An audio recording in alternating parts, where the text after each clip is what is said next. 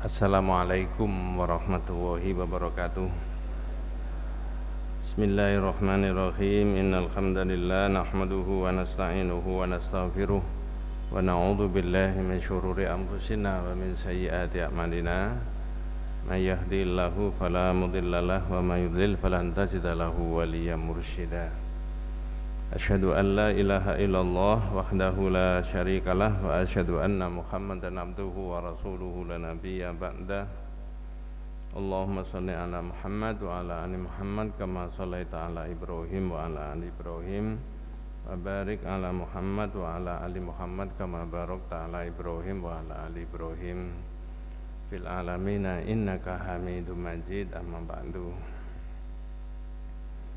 Ma'asyiral muslimin rahimani wa rahimakumullah, usikum wa nafsi bi taqwallahi faqad faza man ittaqa. Ibu-ibu, bapak-bapak, para jamaah yang dirahmati Allah Subhanahu wa taala. Saya melihat catatan saya, insyaallah datang di Masjid At-Taqwa niki hari ini sudah yang ke-46 kali. Yang pertama pada tanggal 7 Desember 2008. Jadi biasanya kula tulis tanggal sekian ke sini. Masjid Taqwa Bojonegoro tanggal sekian, tanggal sekian, ada semuanya. Kalau sudah 46 kali, tentu saja ada bahasa-bahasa yang sama, ada kata-kata yang sama dengan yang beberapa tahun yang lalu. Tapi kali ini pagi niki saya badhe matur dateng panjenengan mengenai fawaidut tauhid. Bahwa itu tauhid niku manfaat dan faedahnya tauhid. Manfaat dan faedahnya tauhid la ilaha illallah Muhammad Rasulullah. Orang Islam itu panjenengan dan saya memang dasar hidupnya dua kalimat syahadat. Nek bocah-bocah niku sekolah teng Muhammadiyah biasanya diuruki menyanyi syahadat dua melingkar, warna yang hijau berseri. Nah, jadi syahadat niki memang dasarnya orang hidup panjenengan dan saya itu. Pertama adalah la ilaha illallah, la ma'budu bihaqqin illallah. Tidak ada zat yang bisa dan boleh diibadahi kecuali Allah. Biasanya niki kula dhisikno niku. Tapi di masyarakat itu la ilaha illallah itu diterjemahkan apa? Tidak ada Tuhan selain Allah. Boten. Siapa bilang enggak ada Tuhan? Banyak. Ada Tuhan benda, ada Tuhan barang, ada Tuhan orang. Satunya apa? Uang. Ada Tuhan uang. Ya. Tapi kalau orang Islam syahadat itu la ma'budu bihaqqin illallah niku wau. Tidak ada Tuhan yang berhak disembah kecuali Allah. Makanya didahulukan kalimat la, tidak. Nafi. Ya, jadi bocah-bocah sing sekolah niku nafi. Tidak. Ini tidak, itu tidak, ini tidak, itu tidak, sana tidak. Kalau semuanya tidak, baru isbat. Ini ku istilah bahasa Arab nih, isbat. Yang diisbatkan, yang ditetapkan illallah, kecuali Allah saja. Nomor kali syahadat tentang Rasulullah niku maknanya ada 6. Ada 5. Kok sorry ya. 5. Nomor 1, al-imanu bi annahu mursalun min indillah. Percaya bahwa Nabi itu utusannya Allah. Tidak pernah ketemu Pak Ustadz? Ya nggak pernah ketemu, wong Nabi sudah dipundhut sama Allah sekian ribu tahun yang lalu kok. Tapi panjenengan dan saya termasuk orang yang mengimani dawuh-dawuhnya Rasulullah sebagai dasar hukum dalam perilaku kehidupan manusia. Di dunia ini Pak, Bu, tidak ada orang yang dawuhnya selengkap Nabi, ucapannya selengkap Nabi, lalu dipakai sebagai dasar hukum. Tidak ada, kecuali Nabi Muhammad sallallahu alaihi wasallam. Mugi-mugi panjenengan kula sak keluarga kita sedaya pikantuk syafaatnya Rasulullah sallallahu alaihi wasallam. 2, nusaddiquhu fima akhbara, membenarkan yang dikhabarkan Nabi. Nabi cerita ada surga, Nabi cerita ada neraka, Nabi cerita ada pertanyaan kubur dan sebagainya. Panjenengan saya pada waktu masih hidup ini nggak bisa mirsani, tapi iman, percaya menurut dalil-dalil yang disebutkan. Ya.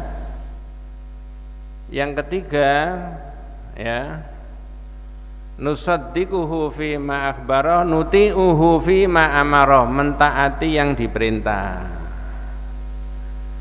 Jenengan akad-akad ngeten iki terus mari salat subuh laya-laya teng griya, pegel laya-laya nyeruput kopi, enak pundi timbangane teng griya kali teng kene masjid ngeten iki. Enak pundi? Nek jenengan jawab enak teng masjid goro sampean. Nggih to? Enak teng griya. Tapi mengapa kok datang ke masjid? Ada taklim Pak Ustadz, ada pengajian. Itu sunnahnya Rasulullah SAW. Nah, niki nuti'uhu fi ma amara wa natruku ma naha anhu wa zajara. Yang keempat, meninggalkan yang dilarang. Yang kelima, wa na'budullaha bima syara'a, ibadah kepada Allah menurut yang ibadah kepada Allah menurut yang disyariatkan. Carane sholat, carane poso, carane haji, carane umroh, wis macam-macam, termasuk carane membaca sholawat Nabi. Karena tenggene Surabaya Sidoarjo kula sering ditakoni, Ustaz baca sholawat, oh iya itu perintah Nabi, Qur'annya ada, hadisnya ada. Terus yang mana Ustaz? Yang menurut hadis. Nggih Pak nggih. Kalau yang menurut hadis apa? Allahumma sholli ala Muhammad wa ala ali Muhammad, itu yang menurut hadis. Terus yang takon itu takok malih, lah itu Ustadz yang rame-rame itu populer itu, Allahumma sholli ala sayyidina Muhammad wa ashghili zalimin bizzalimin.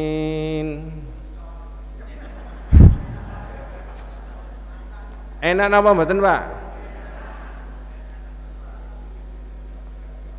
Apa menyanyi ae? Wa akhrijna min bainihim salimin. Cengkoke kudu cocok niku ya. Nggih, kula jawab, nek menurut kula itu bukan ajaran dari siapa? Nabi. Tapi maknanya nyuwun kepada Allah supaya orang-orang yang zalim itu mendolimi koncon-koncone dewe sesama orang yang zalim.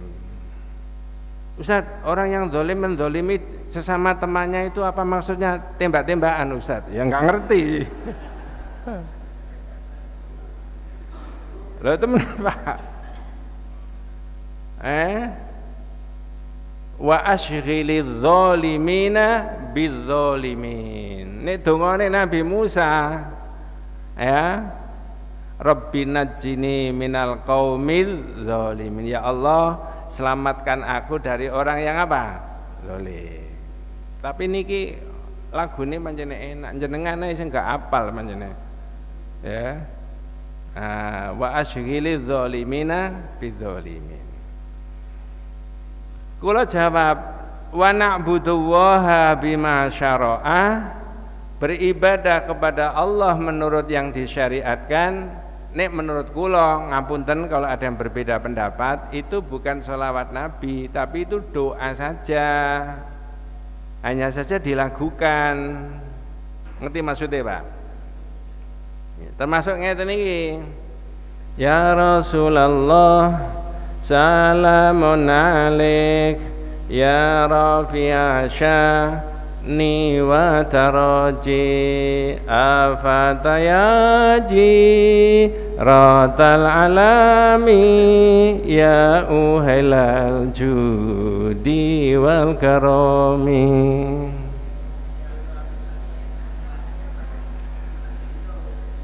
Salawat napa niku Pak?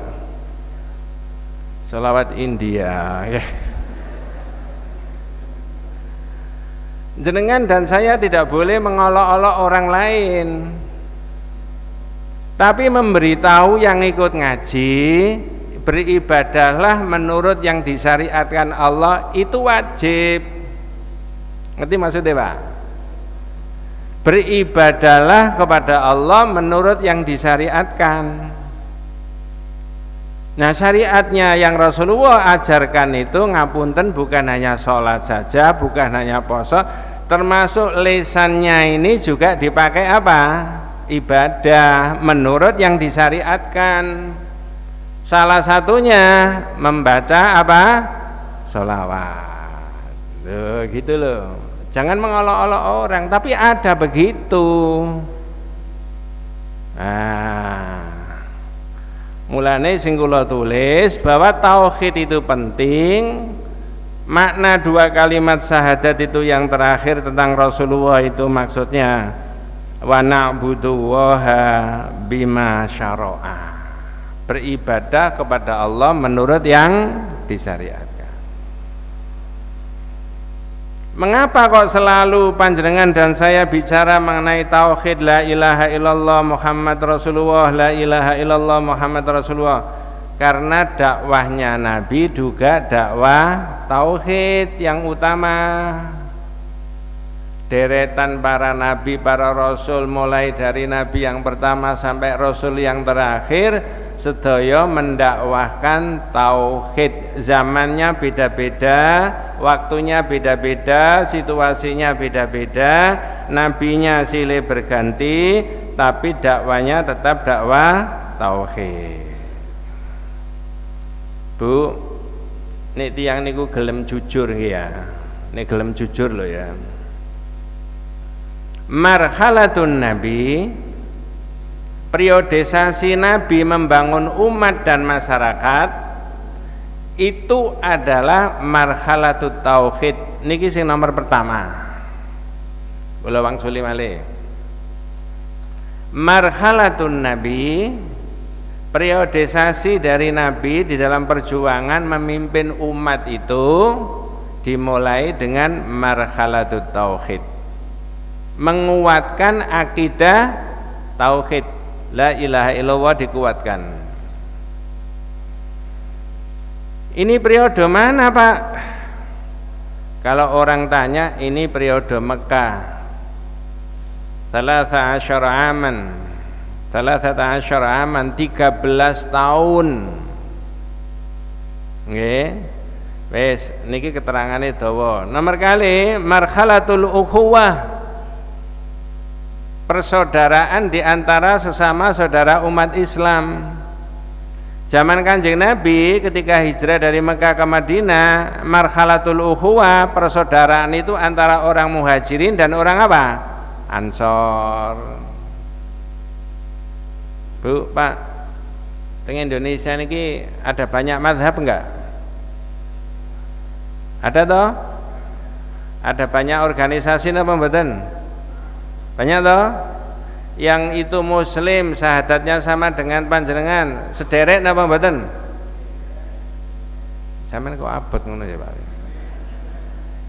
Saudara apa bukan? Saudara. Jenengan dimantapkan di dalam pengajian masyarakat madani menurut Pak Ustadz, Pak Kiai yang sudah berceramah di sini boleh. Dasarnya ini di sana juga ada orang lain ngaji. Kalau dia sesama muslim, sederek apa mboten? Saudara dalam Islam. Misalnya enten tiyang sing deteke sami kali panjenengan, tapi kulitnya rada kuning, rambutnya niki lurus, agamane mboten Islam, matanya niki sipit, sederek napa mboten? Kok gak temenan ngono sampeyan? Sederek napa mboten, Pak? Agamane mboten Islami.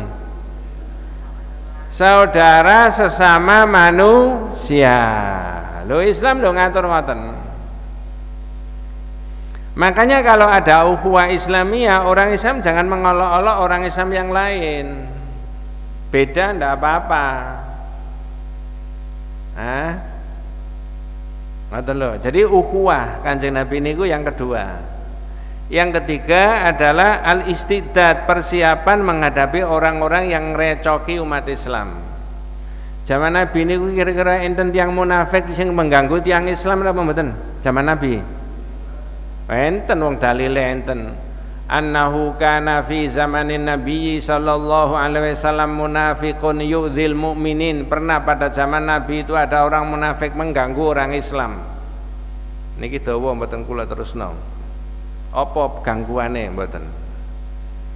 Munafik itu 2022 tasih enten apa mboten tiyang munafik? Kira-kira mawon, mangke 2024 tambah akeh napa tambah saiki? Kok iso?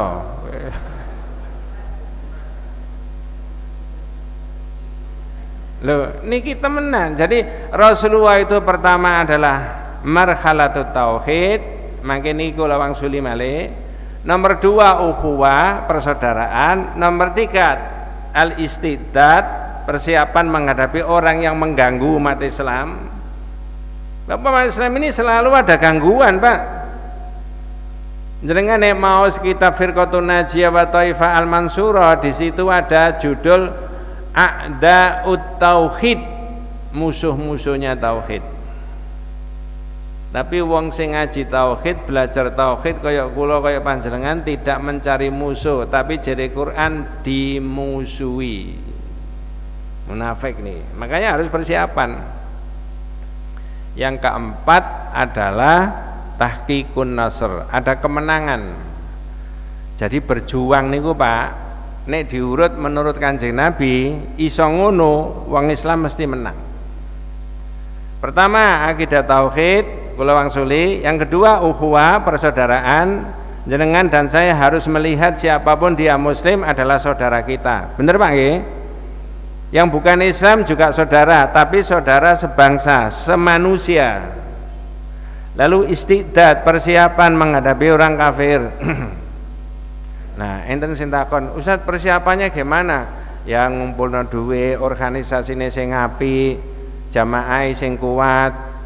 Wong Islam iku kudu dadi angkatan darat. Angsal napa mboten, Pak? Dadi angkatan laut, angsal napa mboten? Dadi polisi. Angsal. Sampeyan gak ngenake ngene, jamaah kula tenggene Sidoarjo sebelah gor Masjid Al-Mila niku kata anggota-anggota Polres Sidoarjo ngaji, buka kitab. zahirnya khusyuk, ibadahnya baik. Oh, kalau begitu tidak bisa digebiahui ya Pak Ustadz? Jawabannya? Halo? Ya wis, sampai di situ aja. Jadi kalau umat Islam itu ada yang di sektor-sektor itu, ada yang jadi guru, ada yang jadi polisi, jadi tentara, bagus. Ini namanya istiqdat. Wis dadi polisi nak. Angsal.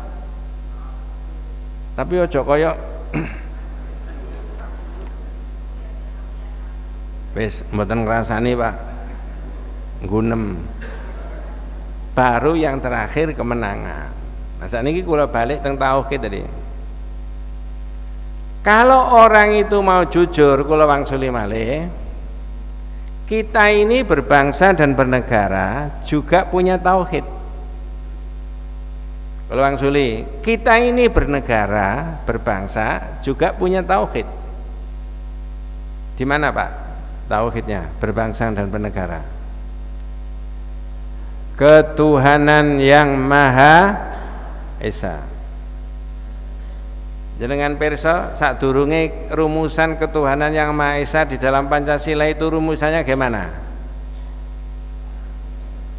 Oh, gak lulus PMP ini sampai ini.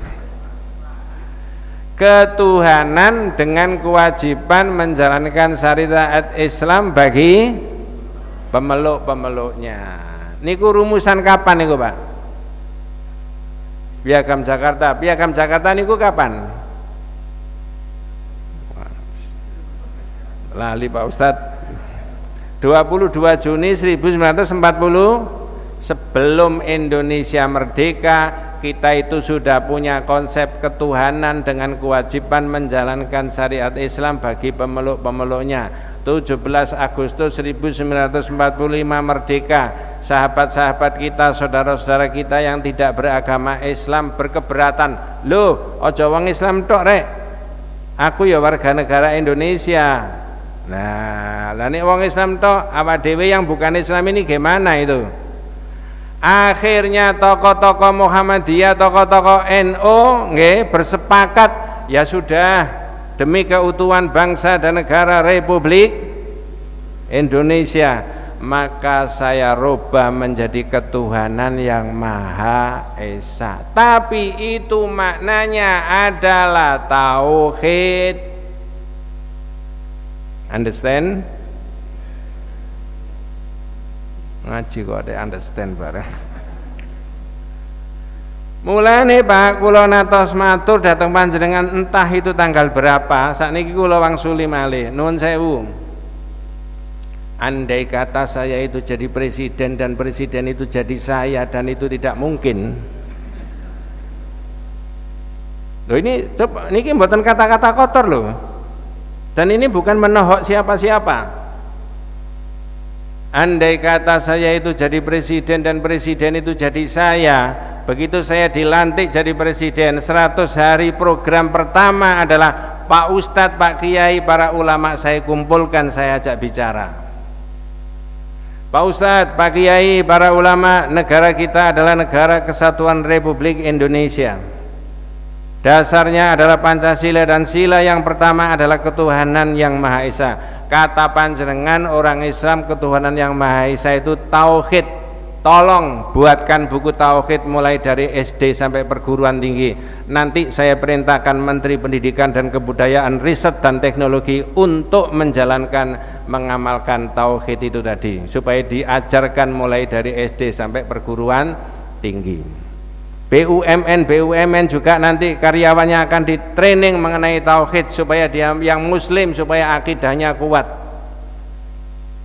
Bener Pak? Kalau sampean dari presiden kayak ngono ganteng napa mboten? Ganteng. Tapi ngomong ngoten angsal napa mboten? Ya apa carane iso dadi kaya ngono? Dadekno dhisik aku napa? Nah, tidak mungkin. Tapi saya boleh memberi penjelasan kepada masyarakat bahwa ketuhanan yang Maha Esa itu adalah tauhid. Pasal 29 Undang-Undang Dasar tahun 1945 yang diamandemen Itu bunyinya ketuhanan, ya. Negara berdasar atas ketuhanan yang Maha Esa. Berarti negara sampean ini berdasarkan apa? Halo? Tauhid. Saestu, Pak. Dan tauhid itu maksudnya yang tidak Islam terus akan dikeluarkan dari bumi Indonesia. Enggak, dilindungi. Konsep la ilaha illallah Muhammad Rasulullah itu melindungi umat yang bukan muslim. Zaman Nabi sudah dipraktekkan. Negara berdasar atas ketuhanan yang Maha Esa. Negara sampai ini berdasarkan itu. Jenengan sampun atos mirengaken pidatone Presiden Soekarno. Sing pundi, Pak? Sing tauhid maksudnya. Tapi ojo dibandingke, ya. Presiden Soekarno berapi-api ngeten Pak pidatonya, Pak. Tentang tauhid. Tuhan kekal dan abadi. Tuhan satu.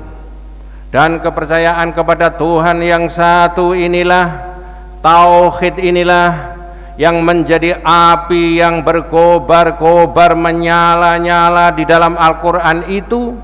Dan nanti kalau api itu telah berkobar-kobar menyala-nyala di dalam jiwanya orang yang beriman, maka orang yang demikian itu menjadi orang yang tidak takut akan mati. Presiden ojo dibandingke. Ngerti maksudnya, Pak? Jadi konsep tauhid merujuk pada Nabi juga ada. Perjalanannya Nabi di dalam membina umat dan masyarakat tentang tauhid juga ada. Kesepakatan kita berbangsa dan bernegara juga ada. Karena setiap orang yang beriman, panjenengan dan saya, cepat atau lambat begitu meninggal ditanya tentang 3 hal. Nggih, Pak? Napa pertanyaannya? Kalau pakai bahasa Indonesia, siapa? Yang kedua, siapa? Nabimu. Yang ketiga, apa agamamu? Mulane tiang Islam iku ma'rifatullah, mengerti tentang Allah. 2. Ma'rifatu nabiyhi Muhammad sallallahu alaihi wasallam.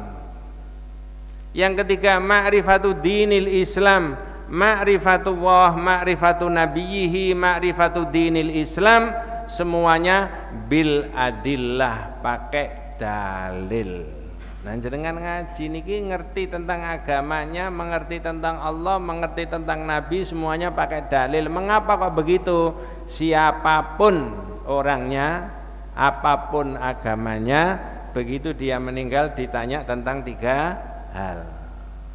Wa ammal mu'min, panjenengan orang mukmin dan saya, yuthabbitu wahul ladzina amanu bil qawli tsabiti fil hayatid dunya wal akhirah, akan dikuatkan oleh Allah menjawab ucapan yang baik dan teguh dan benar, baik dalam kehidupan di dunia maupun di kehidupan di mana, Pak? Di akhirat. Ini orang munafik. Ditakoni siapa Tuhanmu, siapa nabimu, apa agamamu? Jare hadis, wong kafir munafik niku jawabe ngeten. Sami tunas. Iya, saya pernah ada orang ngomong gitu katanya. Padahal sudah apa ini orang ini, Pak? Sudah mati.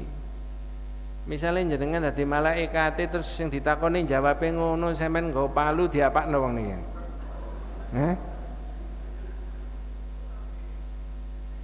Enggak, Pak, ndak usah khawatir asal jenengan itu akidahnya baik dan kuat. Ya, sudah saya sebutkan tadi mulai dari marhalahnya Nabi tadi. Ya. Cuman halo? Baru setengah jam nih. Yang tidak ngantuk mudah-mudahan diberi barokah sama Allah Subhanahu wa taala. Yang ngantuk ya mudah-mudahan diberi barokah juga. Cuma Pak, begitu urgensinya ahamiyatu tauhid, kuatnya tauhid itu, sekarang ini kita berhadapan dengan banyak hal. Satu, saya turno panjenengan. Saya menukil dari pidatonya Pak Busra Muqaddas sama Pak Haidar Nasir. Busra Muqaddas itu mantan ketua KPK. Nggih Pak nggih? Nah, Pak Haidar Nasir profesor sakniki ketua pimpinan pusat Muhammadiyah, tokoh nasional. Satu yang dihadapi munculnya generasi Android yang lebih banyak menyita waktu dengan HP. Betul Bu? Putrane panjenengan anak kula nek isu-isu melek matane melek.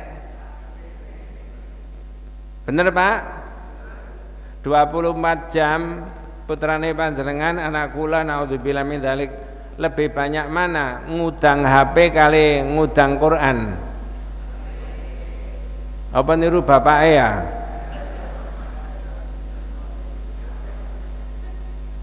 HP niki ibarat pisau bermata dua. Digawe ngaji, digawe ngene, digawe ndelok pelajaran, digawe ndelok. Bisa Pak? Bisa. Nuwun sewu bapak-bapak yang yuswanya ibu-ibu yang sudah sama dengan saya lebih jadul dibandingkan putranya. Nggih Pak nggih? Wis ketok iku ya. Lebih pinter putrane. Padahal zaman dulu era saya, era panjenengan usia-usia produktif berpendidikan ndak ada HP. Bendino cuma ngaji.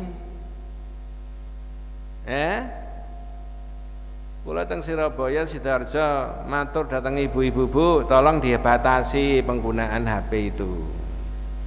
Ya memang bisa dipakai manfaat. Di situ ada banyak murotal. Nggih Pak nggih. Jenengan sakniki misalnya punya itu ya, ada HP-nya Android, kepengin ngrungokno suarane Sudes, saged Pak? Saged. Wong Quran niku macam-macam kok diwaca niku lagune beda-beda. Enten sing ngeten. Mahirmu akli. Alhamdulillahi rabbil alamin Ar-Rahmanir Rahim Maliki yaumiddin. Seneng iku nggih niku terus bendina lewat HP. Enten sing nadanya beda. Syekh Matrud. Koyok Syekh Matrud. Alhamdulillahi rabbil alamin Ar-Rahmanir Rahim Maliki yaumiddin Iyyaka na'budu wa iyyaka nasta'in. Beda ta Pak ya? Enten suarane melengking. Alhamdulillahi rabbil alamin Ar-Rahmanir Rahim. Sinten Pak? Lho kula niku apa? Kaya Sudes ngoten lho nggih ya. Nirokno sinten? Sudes tengene Mekang riko. Jadi tergantung digawe ngoten nggih saged HP niku. Mulane ngendikane Pak Busra Muqaddas, kita ini berhadapan dengan generasi napa Pak? Android. Itu istilahnya Pak Muqaddas. Nggih. Nomor kali, dominasi materi mempengaruhi berbagai tingkah laku manusia. Duit salah satunya. Misalnya jenengan niku teng griyane enten duit tumpukan 900 pinten Pak? Seneng napa mboten? Duit halal lho nggih ya. Seneng napa mboten Pak? Oh, luar biasa Pak. Wong duit niku kena ge tuku sapi, nggih to? Kena ge tuku sawah. Kena ge tuku mobil, kena ngerubah barang bener jadi salah, salah jadi bener dengan duit, bisa Pak? Apa sampean pengalaman? Nggih Pak. Makanya orang berlomba-lomba mengumpulkan duit sebanyak. Tapi kalau umat Islam menggenggam duit, duitnya itu dipakai infak, sedekah, nyumbang sana, nyumbang sini, bener Pak nggih? Ya. Jenengan sampun pirsa napa mboten niki membebaskan tanah di belakang masjid niku? Sampun. Pinten regine? Jenengan pun nyumbang napa dereng? Meneh. Umpamanya jamaah itu nyumbang hanya 10.000, berpengaruh apa mboten Pak? Pengaruh.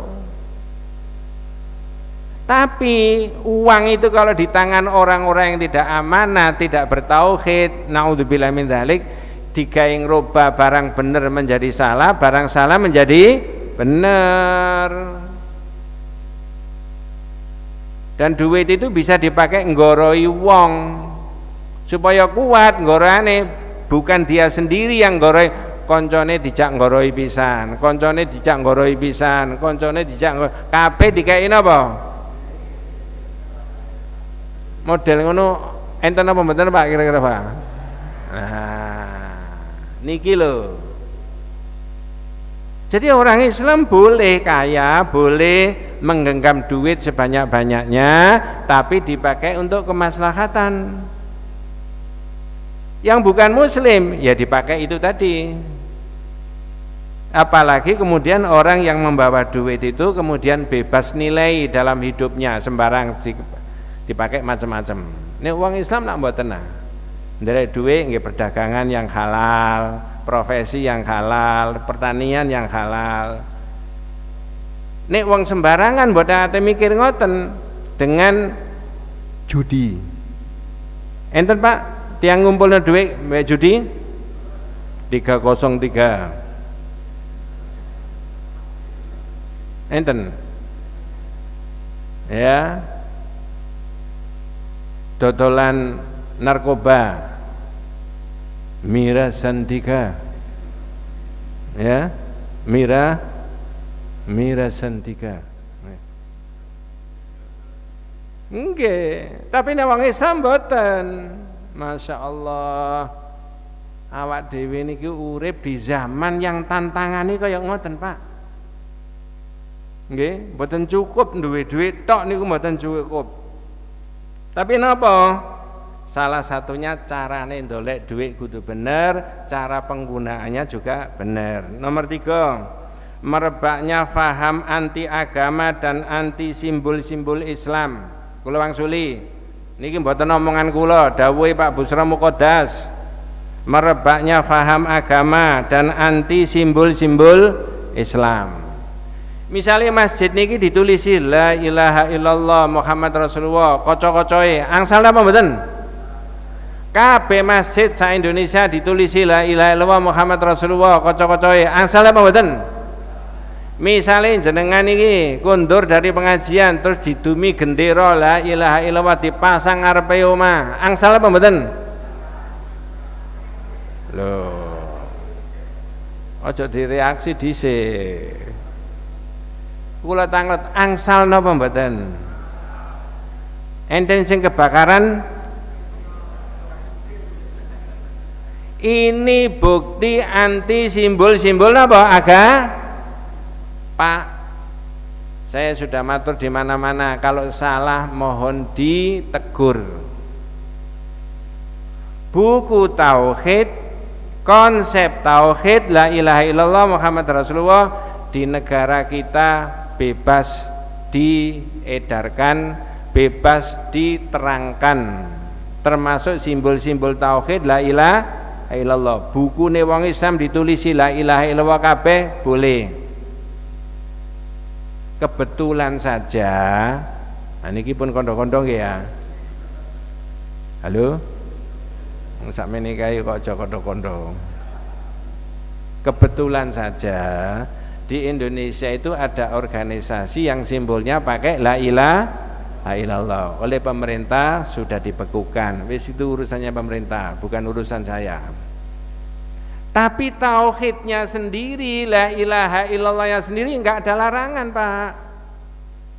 Ngerti maksudnya? Wong ditulis di mobil boleh kok. Misalnya wong dari Indonesia, dari Sabang sampai Merauke yang muslim, lalu mobilnya ditulis la ilaha illallah Muhammad Rasulullah, asal apa mboten? Loh, iki apa wong Islam? Ndak apa-apa, Pak, boleh. Jaksa Agung tidak melarang. Wong itu simbolnya orang Islam. Misalnya enten sing kebakaran jenggot, jenengan jawab, "Mas, saya ini orang Islam. Besok kalau mau mati saya ini melafalkan la ilaha illallah." Itu loh tetangga saya bukan Islam, dia masang salib gini, enggak masalah, itu urusannya dia. Saya enggak mangkel, enggak apa-apa, biarin aja, dia memang bukan muslim. Itu saudara kita, Mas. Saya orang Islam, makanya saya masang la ilaha illallah. Halo? Angsal, Pak? Sudah pernah sampean coba?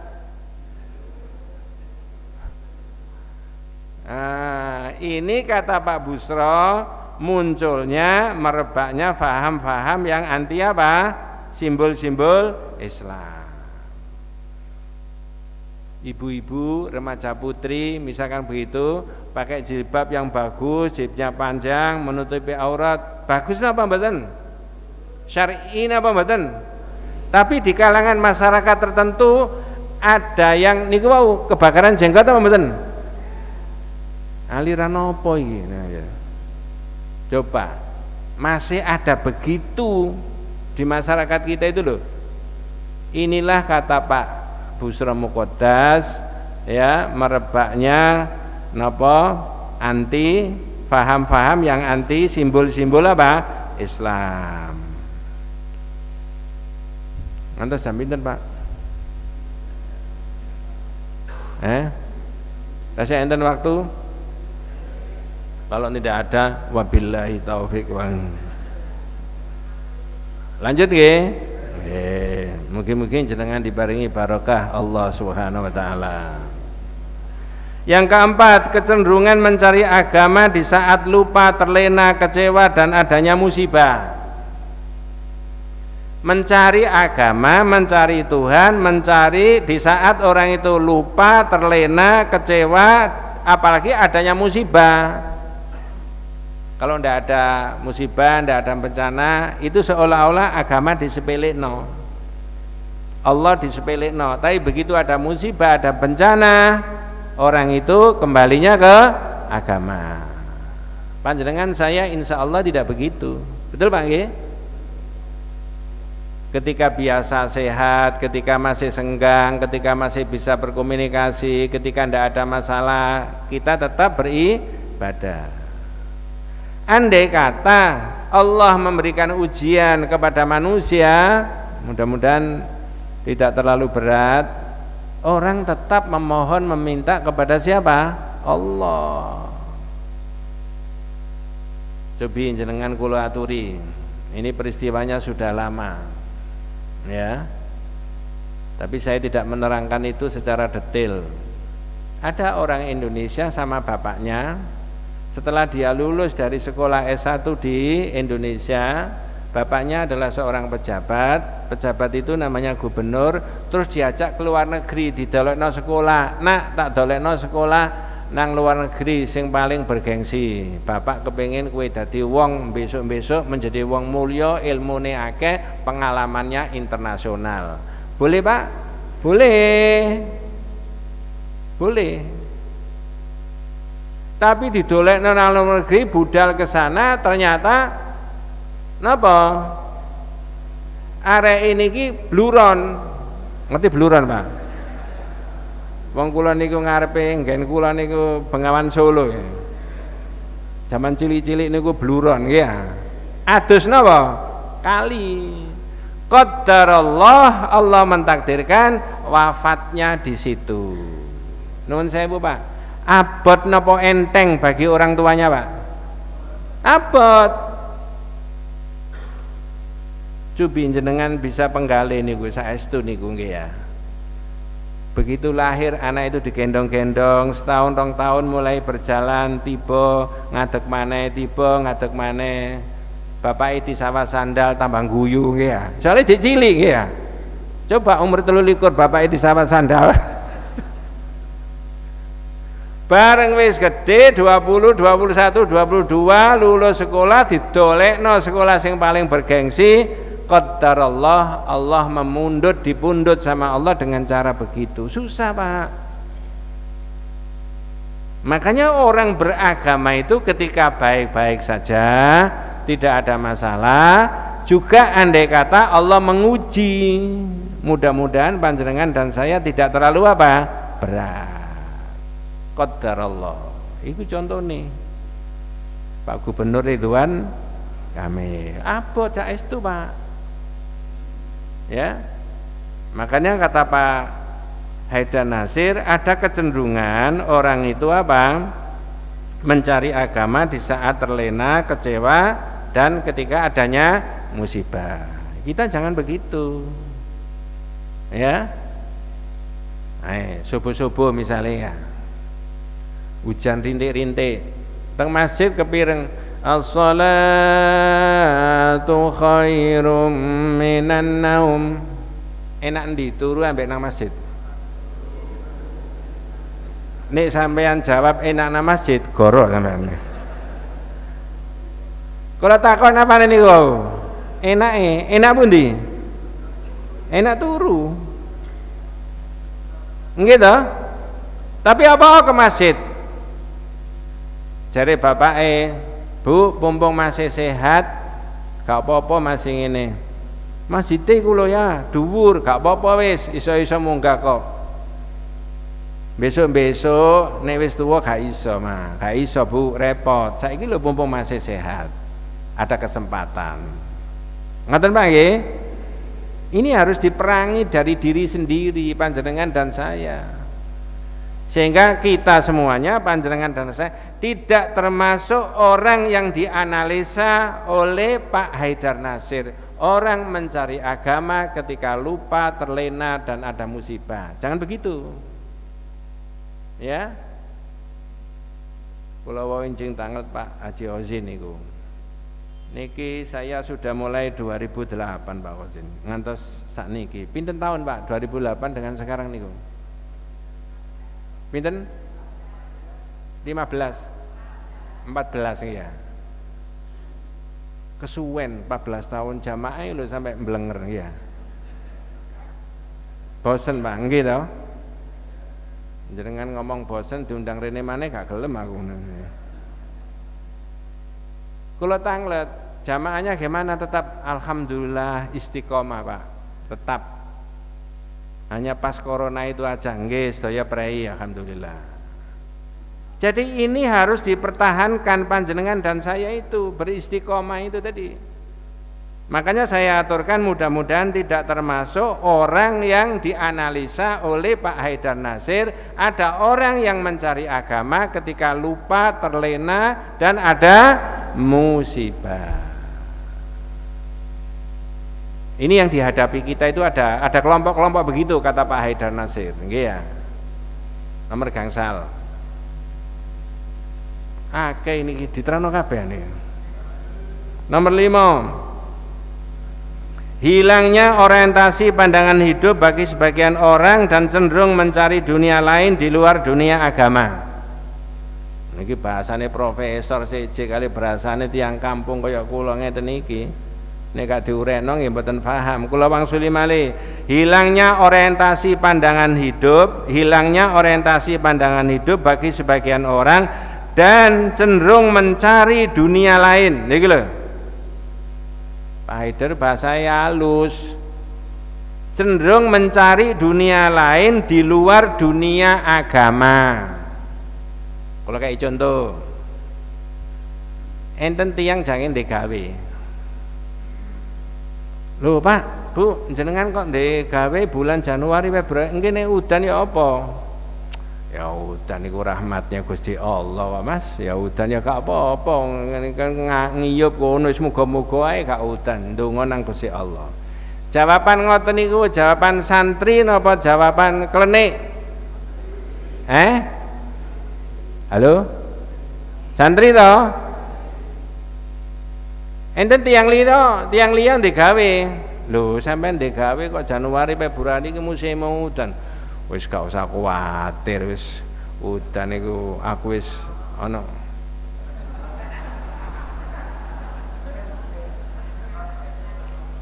Jenengan iki cerdas panjenengan. Wis gak usah kuwatir, gak udan, masih musim udan ya. Wis tak tekakno apa? Nuwun sewu, niki jawaban santri napa jawaban klenik? Masyarakat modern enten sing jawab kaya ngoten? Kata, niku tiang di luar masjid apa di dalam masjid? Apa luar dalam?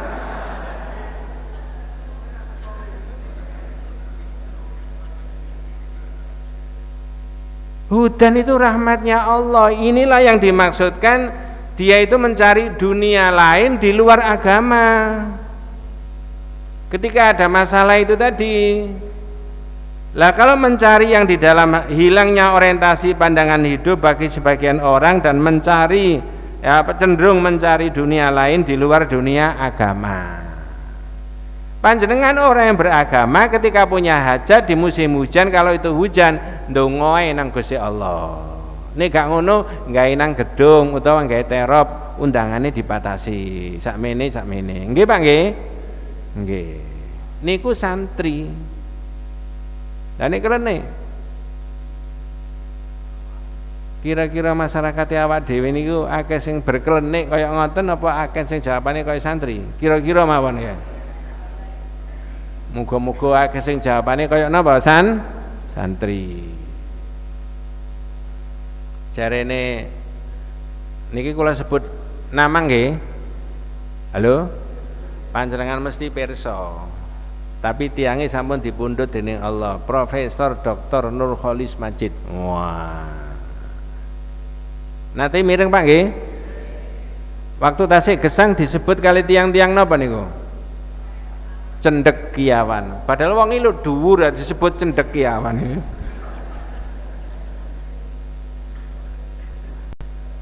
Cendek bukan cendek Pak, cendekia. Beliau mengatakan menganjurkan supaya masyarakat Indonesia supaya menjadi masyarakat yang berkebudayaan, masyarakat yang berkemajuan ya, masyarakat yang modern, masyarakat yang madani, bolak-balik kata-katanya madani waktu niku. Kembangkan teknologi dalam bidang apa saja supaya bisa mendatangkan wisatawan-wisatawan datang ke Indonesia. Ulangi, kembangkan teknologi dalam bidang apa saja supaya wisatawan-wisatawan yang lain mancanegara datang ke sini. Kalau Indonesia itu adalah potensinya di pertanian, kembangkan pertanian. Teknologi rekayasa genetika.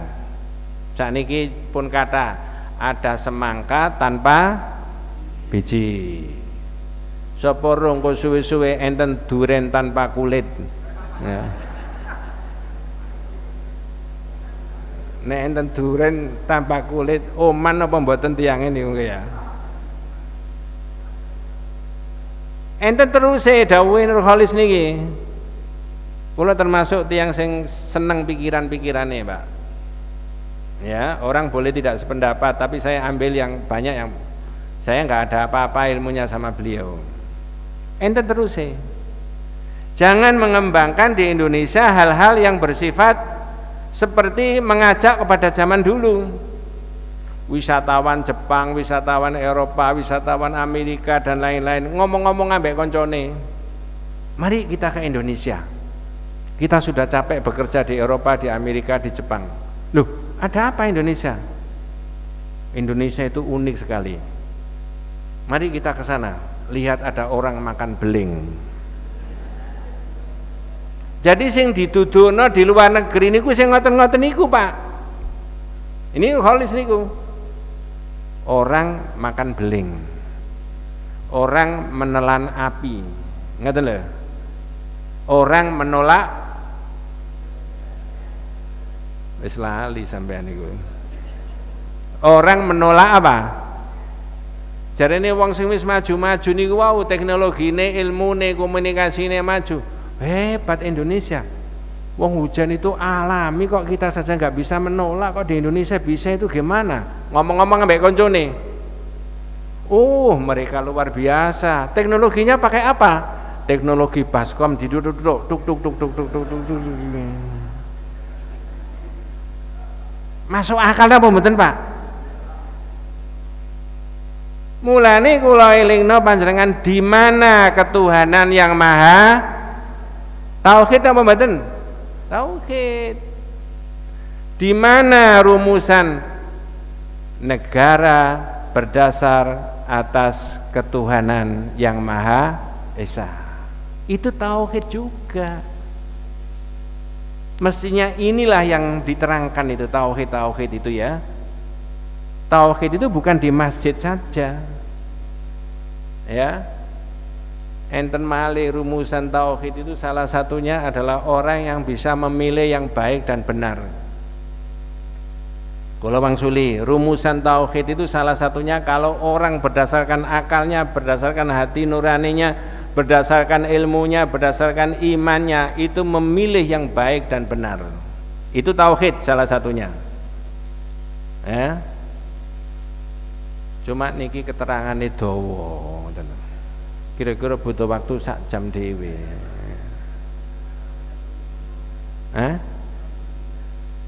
Disambung.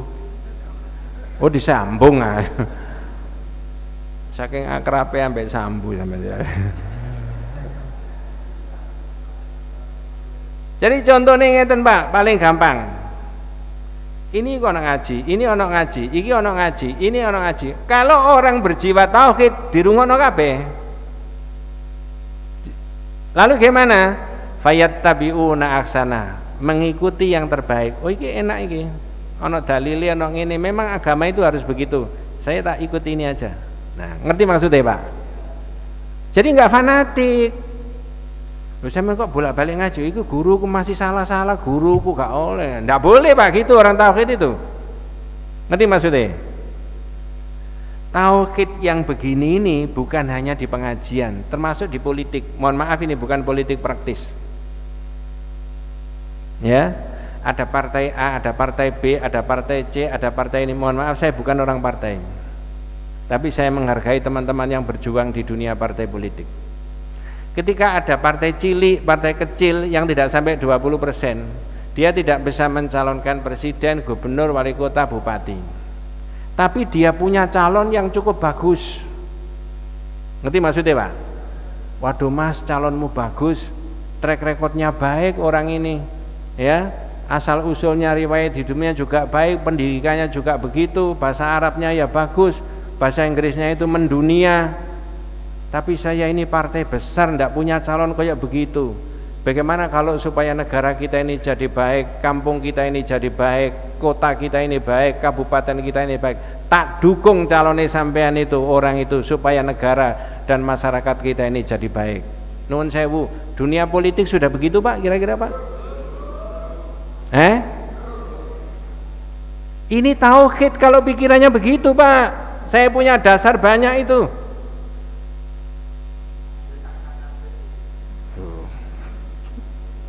Kok nyang-nyang. Nomor piro wani piro ya. Mboten Pak, tapi rakyat itu harus dicerdaskan begitu. Ada dasarnya itu. Ya, makanya berarti apa kalau begitu? Oh, rakyat itu harus berkompetisi siapa yang jadi orang terbaik pikirannya. Ini cas-cis bahasa Inggrisnya. Misalnya nggak ketok raine ngono, gak ngerti iki sing ngomong wong Inggris, wong Amerika apa wong Jawa niki misalnya. Mboten ngerti. Tapi calonku iki partai ini besar tapi gak pokro ya misalnya. Ya, nuwun sewu, gak pokro. Gak pokro niki basane Surabaya, Pak. Iya. Kalau pikirannya ini baik, pikirannya ini cerdas, pikirannya ini tauhid, tak dukung calonmu Mas. Supaya negara ini bagus, supaya rakyat ini baik, supaya desa ini baik, supaya kabupaten ini baik, supaya provinsi ini baik. Kalau itu yang dilakukan oleh para politisi, maka di otaknya politisi itu sudah ada tauhid yang versi ini itu tadi. Tapi kalau belum, berarti di otaknya para politisi belum ada tauhid yang pikirannya kayak begitu tadi. Betul Bang nggih? Wabillahi taufik wal hidayah. Wassalamualaikum warahmatullahi wabarakatuh.